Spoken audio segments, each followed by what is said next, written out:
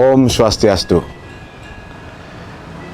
Pemirsa yang budiman, kali ini kita membahas tentang membentuk pemimpin Hindu.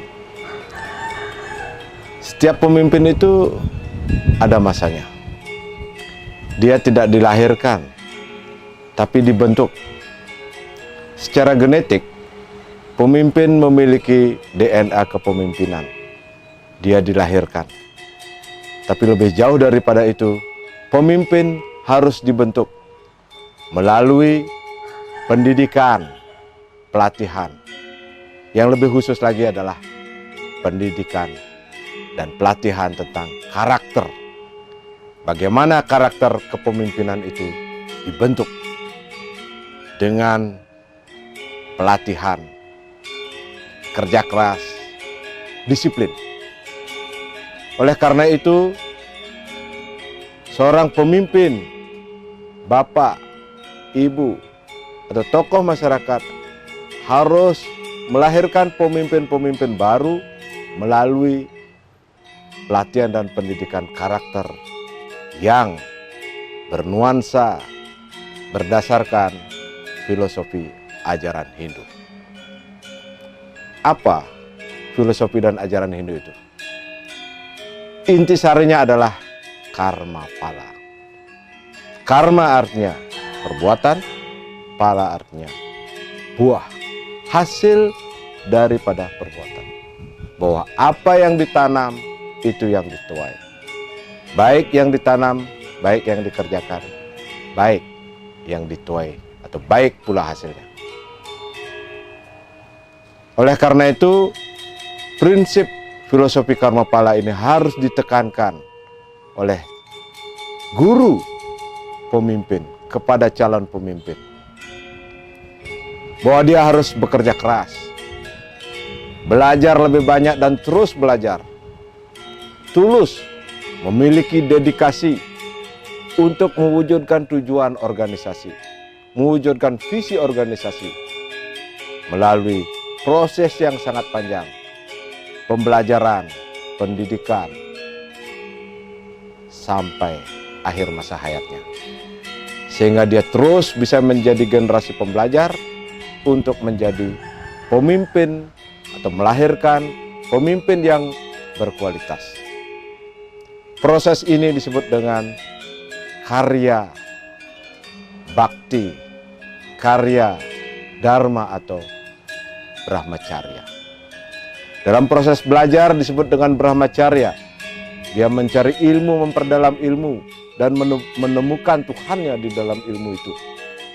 Dia harus terus mendedikasikan dirinya melalui proses pendidikan dan pengajaran, pelatihan, training, mentoring. Bahwa tangannya harus bekerja dan otaknya juga harus menyimpan hasil kerjanya itu. Tangannya menjadi produktif untuk menghasilkan suatu hasil kerja yang bermanfaat bagi masyarakat, bagi dirinya sendiri, bagi orang lain.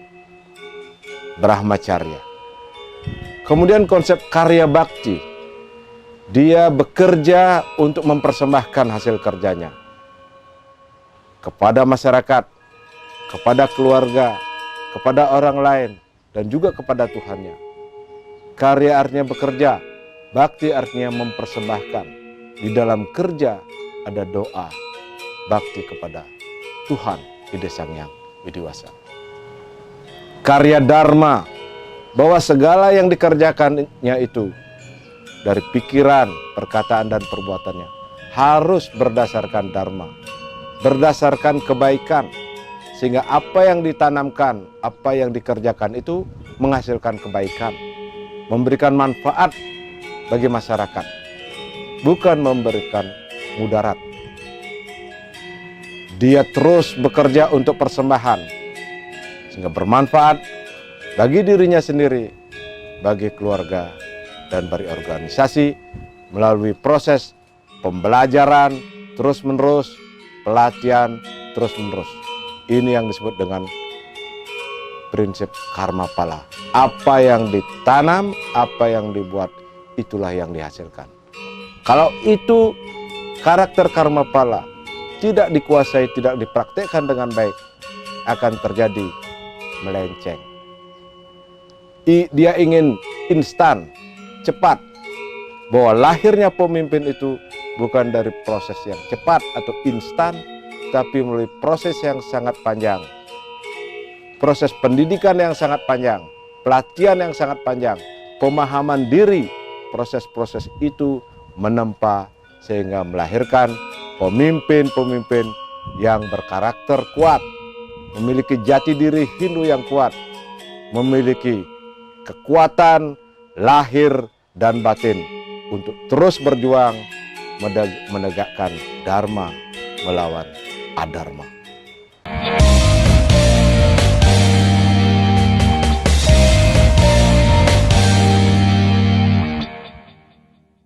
Pemirsa yang budiman, setiap pemimpin harus memiliki visi.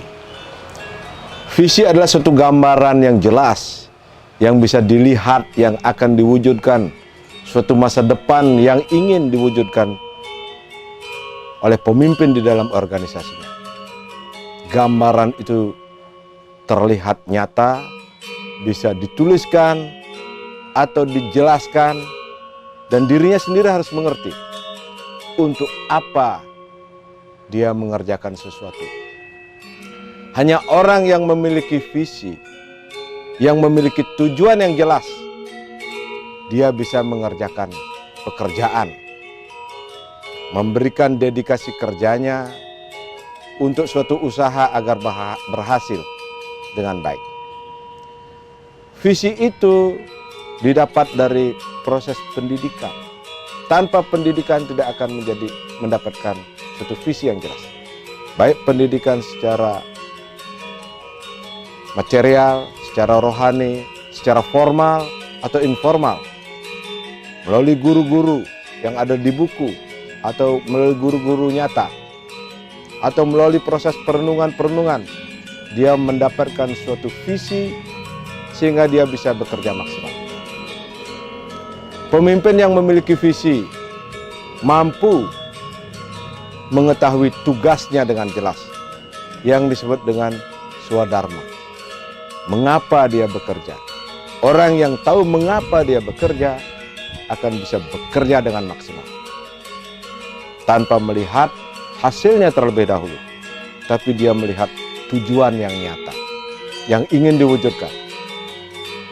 Nah, orang yang mengetahui swadharmanya inilah melalui latihan terus-menerus, disiplin, sehingga dia berani meluangkan waktunya, menyelesaikan masalah-masalah yang harus dilalui. Oleh karena itu, pemimpin terus secara bertahap memperkuat karakternya dengan mengetahui swadharma. Apa tugasnya dia? Swadharma sebagai polisi, swadharma sebagai guru, swadharma sebagai pegawai negeri, sebagai pengusaha, dan sebagai apapun. Kuncinya adalah swadharma. Itu harus diketahui, sehingga tidak ada kelelahan di dalam dirinya bekerja, belajar, dan berdoa karena swadharma. Orang yang mengetahui swadharmanya, mengetahui tugasnya diri sendiri, bisa menyelesaikan tugasnya dengan baik. Seperti pepatah dikatakan bahwa orang yang bisa menyelesaikan, berhasil menyelesaikan, memberikan kesempurnaan dalam suatu menyelesaikan swadharma, tugas yang kecil, berhasil menyelesaikan tugas yang kecil, dia akan mampu juga menyelesaikan tugas-tugas yang lebih besar dan bahkan yang lebih besar lagi. Kalau tugas yang kecil saja dia tidak bisa selesaikan, pemimpin itu tidak akan bisa menyelesaikan tugas-tugas yang besar. Tugas-tugas kecil. Jadi guru dari pemimpin itu harus memberikan tugas-tugas yang kecil dulu. Ini akan mendidik, menempa, membuat karakter yang kuat untuk bisa bertarung menyelesaikan masalah tanpa ragu, berani dan yakin untuk menyelesaikan masalahnya menuju suatu visi. Pemimpin tersebut harus dilatih dalam proses belajar, mengajar, pendidikan karakter melalui kerja keras dan disiplin tinggi. Pemimpin-pemimpin harus dilatih untuk hormat. Hormat secara fisik dan juga secara spiritual. Badannya menunjukkan rasa hormat, pikirannya juga menunjukkan rasa hormat kepada guru, kepada nabi. Pemimpin sebagai sisya atau sebagai murid, hormat. Hormat ini penting. Jadi kalau ada murid yang hormat, itu lebih gampang diajar daripada murid pintar yang tidak hormat. Dia akan menjadi calon pemimpin atau calon pemimpin yang murtad, yang akan melawan guru. Jadi sikap hormat ini harus dilatih. Orang yang mau hormat itu adalah orang yang rendah hati, mau belajar, mau menghargai, dan rela berkorban. Sikap hormat itu andap asor, tidak mementingkan dirinya sendiri. Dia percaya kepada gurunya melalui contoh karya nyata bahwa pemimpin atau calon pemimpin itu sabar, harus sabar. Orang yang sabar ini adalah orang yang hormat. Dengan kesabaran dia akan tekun, dia akan kuat mentalnya melalui proses-proses yang sangat panjang dalam pembentukan kepemimpinan itu.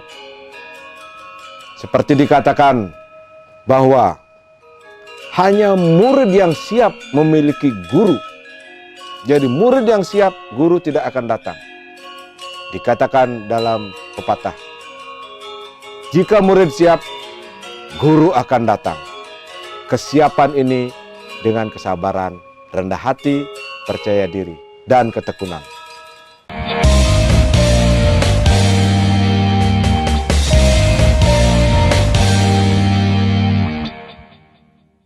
Pemirsa yang budiman, calon pemimpin itu diproses melalui pelatihan, pendidikan karakter. Dia harus terus berlatih untuk memiliki pola pikir yang kuat. Hidup sederhana, berpikir maju. Hidup sederhana berarti tidak mewah. Dia bisa bekerja dengan menggunakan fasilitas-fasilitas yang sederhana.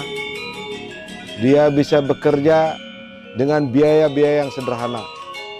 Kesederhanaan ini akan meningkatkan kreativitas. Pemimpin yang unggul adalah pemimpin yang kreatif. Bahwa kesempurnaan justru kadang-kadang menumpulkan kreativitas. Hidup sederhana, berpikir maju, ini sangat penting. Sederhana itu adalah kekuatan. Efisiensi di segala lini. Efisiensi dalam bekerja, efisiensi dalam mengatur waktu. Semuanya efisien sehingga dia memiliki jiwa yang tenang. Pemimpin yang tenang itu adalah pemimpin yang efisien. Pemimpin yang sederhana. Sederhana dalam segala hal, tapi dia memiliki pemikiran maju. Berpikir maju artinya belajar, bekerja, take action, do it now, melakukannya sekarang, tidak banyak kata. Terus dia bekerja, memperdalam pengetahuannya, memperluas keahliannya untuk bisa dipraktekkan menjadi kreativitas dan inovasi. Hanya pemimpin-pemimpin yang sukses memiliki daya kreatif dan inovasi yang tinggi. Pemimpin untuk bisa maju dengan kesederhanaannya, dia belajar dan mendengarkan. Mampu mendengarkan. Mendengar artinya peka terhadap kehidupan sosial, masalah lingkungan, masalah politik, masalah ekonomi, sehingga dia bisa mengetahui perubahan yang akan terjadi, memprediksi perubahan-perubahan apa yang akan terjadi. Karena di setiap masanya pemimpin itu akan mengalami atau menjalani perubahan. Dia harus bisa beradaptasi dalam lingkungannya, beradaptasi dalam masalah sosial dan budaya, sehingga dia bisa menghidupkan organisasinya, dan organisasinya itu bisa terus berkembang dengan dedikasi. Dengan peka yang tinggi, dia bisa mengadaptasikan kepemimpinannya, membuat organisasinya lebih bagus untuk tujuan-tujuan yang lebih bagus, tujuan untuk masyarakat yang lebih sejahtera, yang lebih unggul, membuat suatu produk-produk yang lebih bagus untuk masyarakat, membuat organisasinya lebih memiliki keuntungan yang tinggi karena kepemimpinan. Tidak boros, sederhana, dan berpikir maju. Ini adalah suatu tanggung jawab pemimpin, bahwa organisasi yang bagus, organisasi yang berhasil adalah hasil daripada suatu kepemimpinan yang memiliki visi kuat, yang memiliki pemimpin yang diproses melalui pelatihan. Pemimpin yang mampu melahirkan pemimpin akan menghasilkan suatu organisasi yang terus berkembang, berjalan, tidak mandek. Jadi kepemimpinan itu mengalir karena setiap pemimpin akan meninggal. Ada waktunya untuk selesai. Dia harus mampu berhasil melahirkan pemimpin-pemimpin baru.